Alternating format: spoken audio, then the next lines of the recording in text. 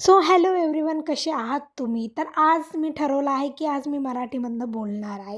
तर विषय असा झाला ना, सकाळी उठल्यानंतरच आजीची एवढी तब्येत खराब झालेली होती की मला हॉस्पिटलला जायला लागलं आणि मी फक्त चहा पिली आणि लगेच हॉस्पिटलला गेले. डॉक्टर बोलला की ना आता नॉर्मलच झालंय, की सगळ्यांचीच तब्येत जरा खराब होतीये. तर फर्स्ट 2 सलाईन लावल्या, त्यानंतर गोळ्या पण घ्यायला सांगितल्या होत्या. तर गोळ्या घेतल्या, खूप साऱ्या गोळ्या आणि औषध वगैरे. त्यासाठी आम्हाला 2 तास गेले. त्यानंतर आम्ही गेलो घरी, कारण की आजीची तब्येत खराब होती. त्यामुळे मी स्वयंपाक करायला गेले होते. तर मी पोळी भाजी आणि आजीसाठी खिचडी बनवली आणि माझी बेस्ट फ्रेंड आली होती थोडे गप्पा मारायला.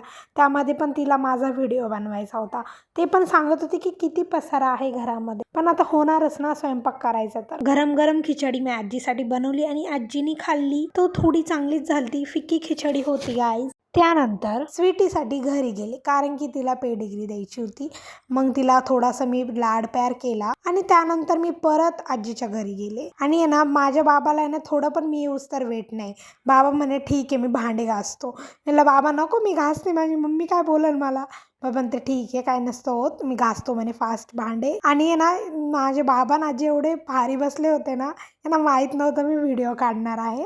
पण आहे ना आजी विचारत होती की ह्या मालिकामध्ये काय झालं, काय कोण गेलं, कुठं गेलं. तर मला एवढं हसू येऊ लागलं की बस यहाँ तक साथ देना चाहिए. आणि माझी बेस्ट फ्रेंड भीक मागत आहे की प्लीज सबस्क्राईब करा मला, कारण की तिने पण तिचं नवीन चॅनल ओपन केलं आहे, ती पण व्लॉगिंगचं. तर मी तुम्हाला लिंक खाली मेन्शन करून देईल, तर प्लीज सबस्क्राईब नक्की करा.